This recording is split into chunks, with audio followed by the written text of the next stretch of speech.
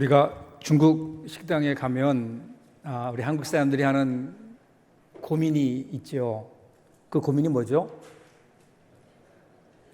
여러분 다 아시는 분 아시죠? 짜장면을 먹을 것인가 아니면 짬뽕을 먹을 것인가 하는 겁니다. 여러분은 어느 걸 더 좋아하십니까?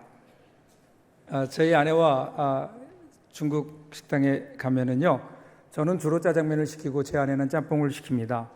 그 둘이 맛있게 먹다가 중간쯤 되면 그러면 제 아내가 먹고 있는 짬뽕이 제 눈에 들어옵니다. 그러면 짬뽕의 국물이 왜 그렇게 맛있어 보이는지, 그거는 저만의 생각은 아니거든요.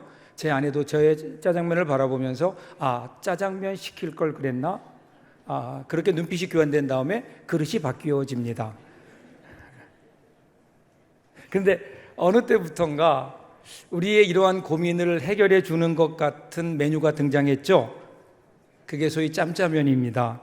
그릇을 반으로 나누어서 한쪽은 짬뽕, 한쪽은 짜장면. 그런데 굉장히 아이디어가 좋아 보였는데 실패했어요. 짬짜면을 먹어본 사람들은요, 더 이상 그 다음에 짬짜면을 찾지 않는다고 합니다. 그 이유가 뭘까? 저도 그걸 먹어본 적이 있는데 그걸 먹어보면요, 오히려 짬뽕 한 그릇 혹은 짜장 한 그릇 먹는 것보다 더 맛이 없어요. 왜 그럴까 궁금했는데 어떤 분이 칼럼을 썼는데 짬짜면의 심리학이라는 그 글을 하나 썼어요. 그러면서 거기서 그렇게 얘기합니다. 짜장면이 가장 맛이 있을 때, 그때는 짜장면을 먹을 때가 아니라 짬뽕을 먹으면서 짜장면을 그리워할 때다. 짬뽕도 마찬가지예요. 정말 맛있는 짬뽕을 먹을 때는 짜장면을 먹으면서 짬뽕을 그리워할 그때 짬뽕이 가장 맛있다. 그리움이 맛에 대한 기억을 높이는데 그냥 우리의 욕심을 따라서 둘 다 먹고 싶은 욕심을 다 만족시키려고 두 개를 다 먹어보면 그러면 뭐 그다지 맛이 없다, 그런 겁니다. 여러분, 인생의 선택이라는 것이 그런 것 아닐까요? 둘 다 선택하면 좋을 것 같은데, 그런데 둘 다 선택했다고 하는 것은 오히려 아무것도 선택하지 않은. 그래서 유명한 프로스트의 시 가지 않은 길이라는 시를 보면 이렇게 얘기하죠. 그날 아침 두 길에는 낙엽을 밟은 자취는 없었습니다. 나는 사람이 적게 간 길을 택했습니다. 훗날 그것 때문에 모든 것이 달라졌다고 이야기할 것입니다. 우리가 인생을 살다 보면 우리가 과거의 어느 순간의 결단의 기로에서 그때 내가 이 길이 아니라 오늘 이 길이 아니라 다른 길을 선택했더라면, 오늘 이 선택이 아니라 다른 것을 선택했더라면 오늘 내 인생이 어떻게 되었을까? 누구나 한 번쯤은 생각해 보는 질문이죠. 그런데 어떤 선택도 후회와 미련에서 자유로울 수 없습니다. 누구나 다 그 길을 가지 못한 것에 대해서 안타까워하지만 분명한 사실은 우리는 둘 다 그 길을 갈 수 없다는 겁니다. 그러기에 우리가 어떤 선택을 하든지 그 선택은 결국 우리가 후회하기 마련이고, 그리고 이것을 극복하는, 후회하지 않는 방법은 잘 살아서 극복하는 겁니다. 이것이 곧 성공이죠. 그래서 훗날 우리가 가지 않았던 그 길을 바라보며 한숨 짓지 않기 위해서 오늘 우리는 우리가 택한 이 길에서 최선을 다해야 되는 거죠. 험난할지라도 오늘 우리가 택한 이 길이 우리에게 행복의 길이 되도록, 환하게 웃을 수 있도록 최선을 다해 살아가는 것. 그런데 그 전에 선택이 중요합니다. 어떤 선택을 할 것인가? 유명한 그 내셔널 지오그래픽이라는 잡지에 보면요, 우리는 매일 보통 한 150여 차례의 선택을 한대요. 선택의 기로에 놓이는데 이 중에서 우리가 신중하게 고민하는 것은 약 한 30번 정도, 그리고 그 가운데 우리가 내가 그 선택은 참 잘했다라고 얘기하면서 웃을 수 있는 선택은 5번 미만이라는 겁니다. 중요한 것은 오늘 우리는 여전히 선택을 해야 되고, 그리고 그 선택이, 오늘의 우리의 선택이 내일의 우리를 만들어 간다는 겁니다. 선택을 잘 해야 됩니다. 어떤 선택을 하며 살아야 될 것인가? 이것은 우리 신앙도 마찬가지 아닐까요? 그래서 오늘 여호수아가 우리에게 이러한 어떤 결단의 이야기, 선택의 이야기를 우리에게 해주고 있습니다. 자, 오늘 본문 1절부터 한번 보시죠. 여호수아가 이스라엘 모든 지파를 세겜에 모으고 이스라엘 장로들과 그들의 수령들과 재판장들과 관리들을 부르매 그들이 하나님 앞에 나와 선지라. 여호수아가 나이가 많이 들었어요. 그러니까 죽기 전에 이스라엘 백성들을 세겜이라는 곳으로 모읍니다. 그리고 그곳에서 그들의 신앙을 새롭게 하기 위해서 유언과 같은 설교를 합니다. 자, 이 시대적으로 보면 그동안 우리가 여호수아를 쭉 함께 읽어 왔는데요. 이미 이스라엘 백성들이 가나안에 들어온 지, 가나안에 정착한 지 10여 년의 세월이 흐르고 있습니다. 여전히 아직도 가나안 사람들이 다 쫓아낸 것은 아닙니다. 그들과 함께 살고 있습니다. 어쩌면 수적으로 보면 이스라엘 사람들보다 가나안 사람들이 훨씬 더 많을 수 있어요. 이스라엘 백성들이 소수였을 겁니다. 그들과 함께 살면서 어떤 일이 있을까요? 가나안 사람들은요, 농사를 짓는 사람입니다. 정착 문화를 가지고 농사를 짓는 사람들. 그래서 그들은 농사를 지으면서 비와 바람을 다스리는 풍요의 신 바알 그리고 아세라라고 하는 신을 그들은 따랐습니다. 그런데 이스라엘 백성들은 여호와 하나님을 섬겼죠. 그런데 이스라엘 백성들이 이제 광야 생활을 끝내고 가나안 땅에 들어오게 되니까 땅이 생깁니다. 땅이 생기면 농사를 지어야 되죠. 드디어 이스라엘 사람들도 이제는 농사를 짓는 정착 문화로 접어들게 됩니다. 그런데 그동안 농사를 져봤나요? 농사를 한 번도 져본 적이 없거든요. 그러니까 자연히 그 땅에 살고 있었던, 이미 살면서 농사를 짓고 있었던 가나안 사람들의 도움을 필요로 합니다. 그들의 경험이 필요로 되어지는 겁니다. 그들의 문화를 수용할 수밖에 없죠. 그리고 그들의 그 문화 가운데 중심에는 바알이라고 하는 우상이, 신앙이 있는 겁니다. 그러니까 이스라엘 백성들이 자연히 농사를 지으면서 그들과 교류하는 가운데 자기들도 모르는 사이에 바알 신앙이 그들에게 들어왔다고요. 더군다나 여러분, 바알 신앙은요 아주 매력적이거든요. 여호와를 섬긴다라고 하는 것은 하나님의 뜻을 알고 하나님의 뜻을 따라 사는 건데, 그런데 바알이라고 하는 신은 어떤 신입니까? 풍요를 약속해 주는 신인데, 그런데 요구하는 게 별로 없어요. 그냥 바알과 바알의 마음만 불편하게 안 하면 되는 겁니다. 때를 따라 제사 드리고, 그리고 바알이 원하는 것 해주면 바알도 그것을 받고 기분이 좋아져서 그래서 풍년이 들게 해주겠다라는 겁니다. 이러한 바알 신앙이 점차 이스라엘 백성들 가운데 들어오게 되면서 그 세월 따라 이스라엘 백성들의 신앙이 변질되는 모습들이 여러 군데에서 드러나기 시작합니다. 그래서 이제 여호수아는 마지막으로 그가 세상을 떠나기 전에 이들의 신앙을 새롭게 해야 되겠다. 그래서 그들을 세겜에 모은 겁니다. 그리고 그에게 유언과 같은 설교를 합니다. 자, 이어지는 2절부터요 13절까지, 우리가 다 읽지 않겠지만 13절까지의 내용을 보면 하나님께서 어떻게 이스라엘 백성들을 지금까지 인도해 주셨는가를 먼저 회고합니다. 이스라엘 민족의 시조인 아브라함부터 시작하죠. 아브라함, 원래 아브라함은 메소포타미아 강 저편에서, 오늘 그 당시에 그 바벨론이라고 하는 지역에서 우상을 섬기고 있던 사람인데, 그 아브라함을 하나님께서 끌어내셨어요. 불러내셨어요. 그리고 그를 가나안으로 인도하셨습니다. 가나안에 들어와서 하나님은 그에게 이삭을 주셨고, 이삭에게는 쌍둥이 아들 야곱과 에서를 주셨어요. 그리고 그 야곱의 가족들이 결국 그 요셉을 따라서 이집트로 이민을 가게 되죠. 거기에서 430년을 지내면서 큰 민족을 이루게 됩니다. 그곳에서 그들은 종살이하며 고통 가운데 지내다가 하나님께서 모세와 아론을 보내셔서 그들을 해방시키시죠. 그리고 그들을 데리고 나와서 출애굽해서 이집트를 탈출해 나와서 홍해를 육지같이 건너고 광야 40년을 거쳐서 드디어 가나안 땅에 들어온 겁니다. 지금 여호수아는 그 사실을 얘기합니다. 이 모든 일을 이룬 분이 하나님이시지 않느냐? 하나님이 여기까지 인도하지 않으셨느냐? 그리고 그러면 12절 한번 보세요. 12절 보면 내가 왕벌을 너희 앞에 보내어 그 아모리 족속의 두 왕을 너희 앞에서 쫓아내게 하였나니 너희의 칼이나 너희의 활로서 이같이 한 것이 아니며.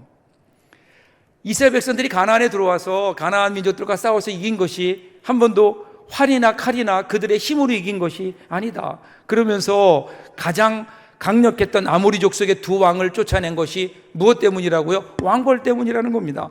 왕벌이 우리로 따지면 뭘까요? 뭐 땅벌이나 말벌이나 그쯤 되겠죠. 위험하긴 하죠. 한번 쏘이면 아프잖아요. 심지어는 죽음에까지 이르게 하죠. 그러나 여러분, 아무리 해도 그 왕벌이죠. 그 왕벌이 군대와 싸워서 그래서 이길 수 있을까요? 무엇을 의미하는 걸까요? 이것은 하나님이 이 일을 하셨다라고 하는 것에 대한 표현입니다. 승리가 이스라엘의 수고나 이스라엘의 어떤 힘이 아니었다. 아모리 왕들이 쫓겨간 것은 하나님이 보낸 왕벌 때문이었지 이스라엘의 힘이 아니었다. 이 모든 승리를 이룬 분이 누구시라고요? 하나님이라고 고백하고 있는 거예요. 이 승리뿐이 아닙니다. 복을 주신 분도 하나님이라고 얘기합니다. 13절 보세요. 내가 또 너희가 수고하지 아니한 땅과 너희가 건설하지 아니한 성읍들을 너희에게 주었더니 너희가 그 가운데 거주하며 너희는 또 너희가 심지 아니한 포도원과 감람원의 열매를 먹는다 하셨느니라. 그들이 들어와서 차지했던 성읍들, 그리고 그들이 지금 먹는 모든 과실수들, 그걸 보니까 그 모든 것이 그들이 건설한 것도 아니고 그들이 심은 것도 아니라는 거예요. 그럼 누가 한 거예요? 하나님께서 인도하셨다. 그래서 2절부터 13절까지에 보면요, 모든 문장의 주어들이 내가 누구죠? 하나님이에요. 하나님. 내가 이끌어내었고, 내가 너에게 주었고, 내가 너를 인도하였고, 내가 그들을 멸절했고, 내가 너희를 이곳에 들어와 이렇게 살게 했다. 주어가 하나님인 겁니다. 이 단어가요 14번이나 나오고 있어요. 여러분, 신앙이 성숙해진다, 신앙이 깊어진다, 이건 무슨 의미일까요? 그것은 우리 인생의 주어가 바뀌는 겁니다. 신앙이라고 하는 것은 우리의 주어를 바꾸는 겁니다. 그동안은 내가 였는데 이제는 하나님, 주님께서 하셨습니다. 하나님께서 하셨습니다. 이 모든 것이 다 하나님의 은혜입니다. 오늘 나된 것은 다 하나님의 은혜입니다. 여기까지 나를 인도하신 분이 하나님이십니다. 그래서 우리 인생의 주어를 내가 아니라 하나님으로 바꾸는 것. 그럼 여러분, 우리 인생이 좀 멋있어 보이지 않아요? 내가 그러면요 초라해요. 그 다음에 올 수 있는 말들이 별로 없어요. 내가 뭘 하겠냐고요. 내가. 그런데 여러분, 우리 인생을 하나님께서 이렇게 한번 바꿔보세요. 그러면 그 다음에 모든 것을 할 수 있지 않나요? 모든 이 역사의 주관자이신 하나님, 그 하나님이 우리 인생의 주어라면, 그분이 우리의 인생을 써가시는 주관자라면, 그럼 우리 인생이 분명하게 달라지지 않을까요? 그럴 때 지금까지 인도해 주신 분이 하나님이십니다. 이것을 고백할 때에, 그때 오늘 우리의 현재도 그리고 미래도 그 하나님께 맡길 수 있지 않을까요? 내 미래도 하나님께서 인도해 주실 줄 믿습니다. 하나님이 우리 인생의 주관자이십니다. 이렇게 고백할 수 있겠죠. 지금 여호수아가 그 고백을 하는 겁니다. 우리 인생의 주관자가 하나님이시다. 그러면 여러분, 하나님이 인생의 우리 역사의 주관자라는 것을 믿음으로 받아들인다면 우리는 어떻게 살아야 될까요? 그 다음에 14절 보세요. 그러므로 이제는 여호와를 경외하며 온전함과 진실함으로 그를 섬기라. 너희의 조상들이 강 저쪽과 애굽에서 섬기던 신들을 치워버리고 여호와만 섬기라. 그러므로 하나님이 우리 주관자 되시니, 그 다음에 맨 마지막은 뭐예요? 여호와만 섬기라. 어떤 단어가 강조되었을까요? 여호와하고도 여호와만, 여기에 강조점이 있죠. 히브리어로 보면요 아주 독특한 발성을 가진 단어인데 아카라는 말입니다. 아카. 여호와만, 하나님만, 이 만이라고 하는 단어가 강조됩니다. 왜 그럴까요? 이스라엘 백성들이요 10여 년의 세월 동안 그들의 신앙이 변질됐다고요. 그전에는 하나님만 믿고 왔는데 이제는 하나님도 믿어요. 바알도 믿어요. 하나님을 한 번도 버린 적은 없지만 하나님만 섬기지 않는다고요. 오늘 우리도 마찬가지 아닐까요? 우리가 과연 하나님만 믿고 있는지. 교회 와서는 하나님만 믿는 것 같은데 우리의 삶의 현장으로 돌아가면, 가정으로, 직장으로 돌아가면, 그러면 과연 하나님만 내가 믿고 의지하고 있는지. 하나님도 믿고 돈도 믿고, 그죠? 하나님도 믿고 사람도 믿고. 어쩌면 우리 신앙이 이 양다리 신앙이 아닐까. 그러다 보니까 여러분 힘들죠.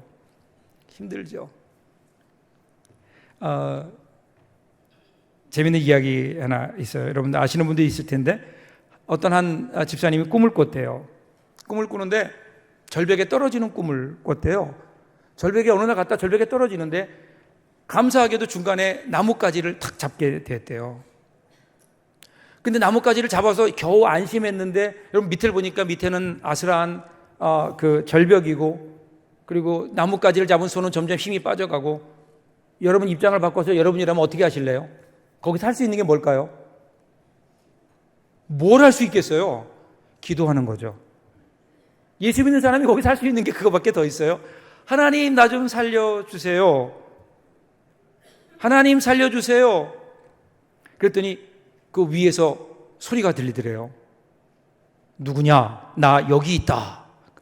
그래서 누구세요? 그랬더니, 야, 나는 네가 그렇게 애타게 찾고 있는 하나님이다. 나를 왜 불렀냐? 그랬더니, 아, 하나님이시군요. 하나님 잘 오셨습니다. 하나님 나를 보세요. 나를 좀 살려주세요. 내가 지금 위기 가운데 있습니다. 하나님이 그걸 보시고는 그러시더래요. 그래, 그럼 네가 잡고 있는 그 손을 놔라. 네가 잡고 있는 나뭇가지를 놓아라. 손을 놓으라는 겁니다. 그리고 여러분 얼마나 깜짝 놀랐겠어요. 이거 놓으면 죽는데요, 하나님. 그거 말고 다른 방법은 없을까요? 근데 하나님께서, 야, 그 손을 놓아야 내가 너를 살려주지. 그러니까 그 집사님이 하나님과 나뭇가지를 번갈아 보다가 드디어 결심한 듯 눈을 감고 위를 향하여 이렇게 외쳤다 그래요. 거기 위에 하나님 말고 다른 분 안 계십니까? 하나님 말고 다른 분이요. 여러분, 우리가 이런 삶을 살 때가 많지 않나요? 하나님 말고 다른 분. 여러분, 미신과 신앙의 차이는 어디에 있을까요? 미신은요, 내게 있는 돈이나 재물이나 열심이나 그 무엇을 이든 간에 내가 가지고 있는 것으로 신을 달래고 어르는 거예요. 그죠? 그래서 내가 원하는 것을 얻어내는 거예요. 그게 미신이에요. 다른 건 관심 없어요. 그냥 내가 원하는 거 얻어내는 거예요. 신앙은 그렇지 않잖아요. 우리가 믿는 신앙은 어떤 건가요? 하나님이 계십니다. 하나님은 분명히 온 우주를 창조하시고 이 역사를 주관하시는 하나님이십니다. 그 하나님을 우리가 좌지할 수 있는 게 아닙니다. 오히려 우리는 하나님의 뜻이 무엇인가를 알고 그 하나님의 뜻이 우리 가운데 이루어지기를 원하며 하나님 뜻에 순종하며 내 욕심을 내려놓고 하나님의 뜻에 순종하겠습니다. 그래서 나의 삶이 변화되는 것, 더 이상 내가 나의 욕심으로 사는 것 아니라 하나님의 뜻을 가지고 살아가는 것, 내가 그렇게 변화되는 것, 여러분 이것이 신앙이 아닐까요? 그런데 어느 때부터인지 우리 가운데 신앙이라는 이름 하에 미신의 모습으로 살고 있지는 않은가? 예수를 믿는다고 하면서 여전히 오늘 우리의 삶이 그저 내가 원하는 것을 얻어내는 분으로서 그 하나님을 우리들이 믿고 있다면 하나님 얼마나 서운해하실까요? 하나님은 우리에게 그걸 요구하시는 게 아니잖아요. 하나님은 우리와 더불어 교제를 원하시는 거예요. 하나님의 뜻이 무엇인가를 알고 하나님께서 우리를 향한 뜻이 무엇인가를 우리가 알아서 그 뜻을 이루며 하나님과 함께 교제하며 하늘의 풍요로움을 누리며 살아가는 것, 이것이 하나님께서 우리를 향한 하나님의 뜻인데 여전히 우리가 원하는 것 여기에만 집중하고 있는 것 아닌가? 하나님만 여러분, 하나님만 섬기라고 했다고 해서 여러분이 오해하지 마세요. 다 직장도 포기하고 모두 다 그만두고 그냥 교회만 나와 있어라, 그런 의미 아닌 겁니다. 하나님께서 우리에게 주신 삶의 현장이 있잖아요. 가정이 있습니다. 우리의 직장이 있습니다. 우리의 사업이 있습니다. 교회가 있어요. 우리가 어디 있든지 그곳에서 정말 하나님이 원하시는 일은 무엇일까? 과연 내가 지금 하는 이 일을 하나님께서 보시고 기뻐하실까? 하나님의 뜻을 따라 살아가는, 하나님이 무엇을 기뻐하실까? 하나님이라면 어떻게 하실까? 이 기준을 마음속에 가지고 살아가는 사람들, 이런 사람들이 뭐예요? 하나님만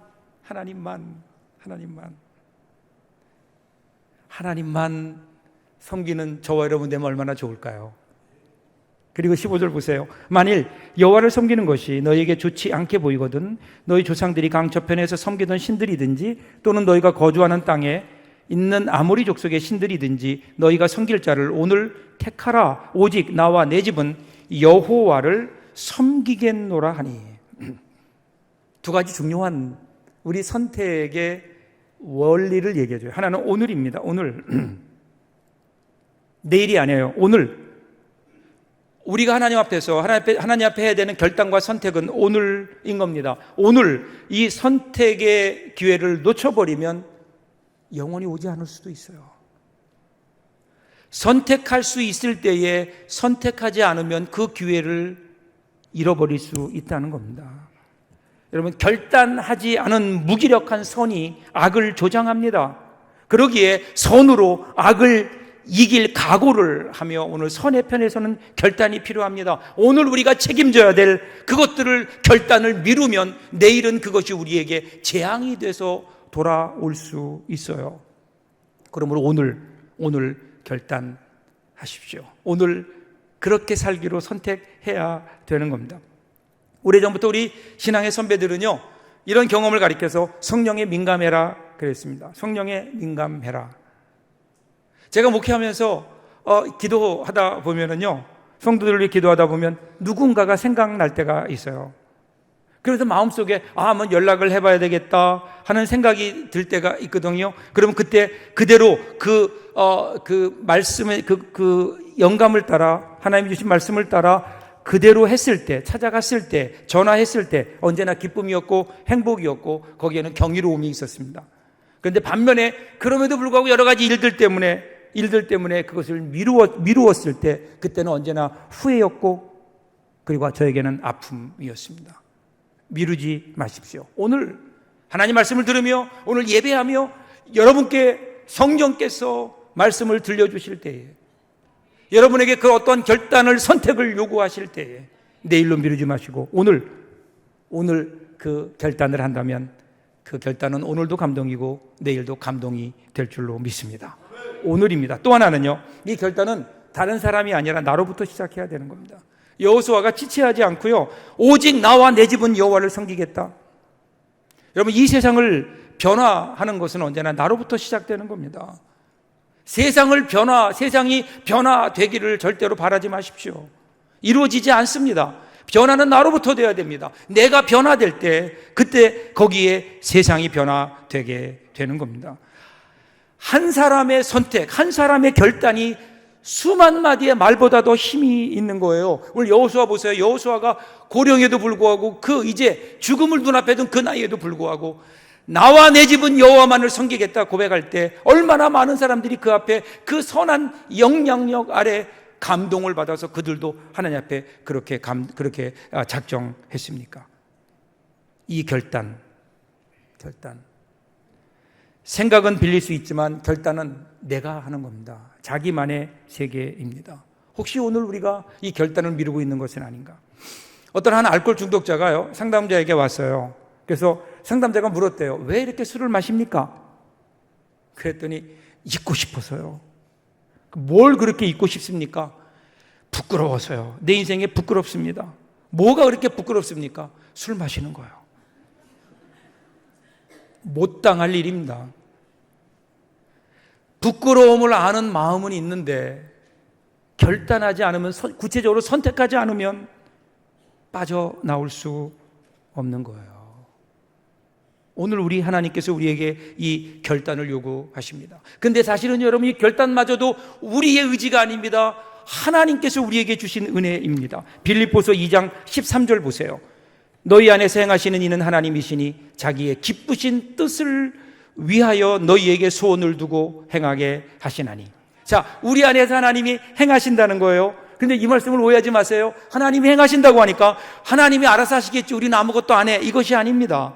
우리가 결심하지 않아도 된다거나 어떤 우리가 의지적 결단을, 의지를 사용하지 않아도 된다는 의미가 아닌 겁니다. 하나님께서 행하시는데 하나님의 행하심을 보면서 어떻게 우리가 가만히 있을 수 있겠어요? 하나님의 행하심을 보면서 아무것도 하지 않고 물러나 있다고 하는 것은 하나님 앞에 불순종 아닐까요? 사실은요, 아무것도 안 하고 가만히 물러나 있겠다, 이것은요, 그렇게 하겠다는 내 의지의 결단인 거예요. 나는 아무것도 안 하겠다, 이 결단을 하는 것과 다를 것이 무엇이 있을까요? 하나님은요, 하나님의 사람에게 가지고 계신 소원이 있어요. 마치 여러분, 우리 모든 부모가 자녀들에게 소원을 가지는 것처럼 우리에게 소원이 있으십니다. 우리가 여러분 자녀들을 향해 그러잖아요. 너는 이랬으면 좋겠다, 너는 이런 사람이 되었으면 좋겠다. 우리 하나님도 그러세요. 저와 여러분이 하나님의 자녀가 되었을 때 여러분 하나하나를 보시며 너는 이렇게 살았으면 좋겠다, 너는 이런 사람이 되었으면 좋겠다, 하나님의 그 소원을 우리 마음에 들려주십니다. 여러분, 하나님이 우리 가운데 계시다고 하는 거는요, 하나님이 계시는 둥 안 계시는 둥 아무것도 안 계신 것처럼 그렇게 계시는 것이 아니라니까요. 우리 안에서 자꾸만 우리에게 하나님의 거룩한 일들을 가르쳐 주세요. 하나님이 원하시는 일들을 우리에게 말씀해 주세요. 그분의 소원을 들려주시는 겁니다. 그러니까 여러분, 그리스도인이 되면 더 분주한 삶을 살 수밖에 없는 거예요. 그 하나님의 소원이 우리에게 들려올 때 그 소원을 나의 소원으로 만드는 것, 하나님이 원하시는 그 일 앞에 결단하며 하나님, 내가 하나님의 소원대로 살겠습니다, 하나님이 나에게 원하시는 그 일을 내가 이루며 살겠습니다. 여러분, 여기에서요 새로운 삶이 시작되고요, 새로운 역사가 있게 되고요, 이전에 경험하지 못했던 하늘의 기쁨들이, 하늘의 영광이 우리 가운데 들어오지 않을까요? 유명한 알베르트 슈바이처가 1986년에 그 21살 되는 해였다 그래요. 부활절 아침에 일어났는데 그의 침대 머리로 들어오는 밝은 햇살을 받으면서 밖에 지저귀는 새의 소리를 들으면서 말 못할 행복감에 빠졌대요. 너무너무 행복했대요. 그러면서 그 순간 그는 주님의 음성을 듣습니다. 그걸 이렇게 그는 일기에 썼어요. 지금의 행복을 당연하게 받아들일 게 아니라 나도 무엇인가 베풀어야 되겠다고 생각했다. 이렇게 내 삶에 대해서 고민하는 동안 밖에서는 새들이 지저귀고 있었다.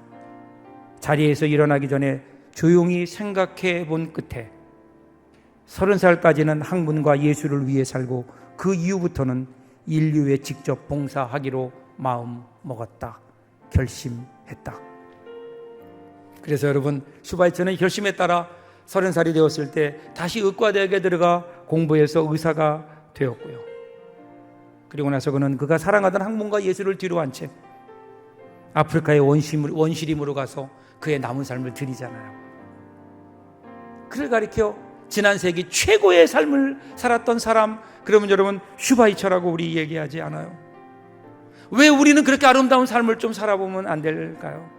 한 번밖에 안 사는 인생인데 우리의 남은 삶, 오늘 우리에게 하나님께서 우리에게 말씀하시는 하나님의 소원이 우리에게 들려지고 그 소원이 나의 소원이 되고 하나님 그 소원을 이루는 삶을 살겠습니다. 나의 남은 삶은 하나님 그렇게 살겠습니다.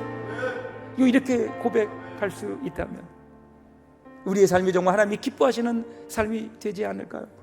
그 속에 하느님의 기쁨이 있고 하늘의 영광이 있고 이전에 경험하지 못했던 놀라운 일들이 우리 가운데 막 일어나지 않을까요?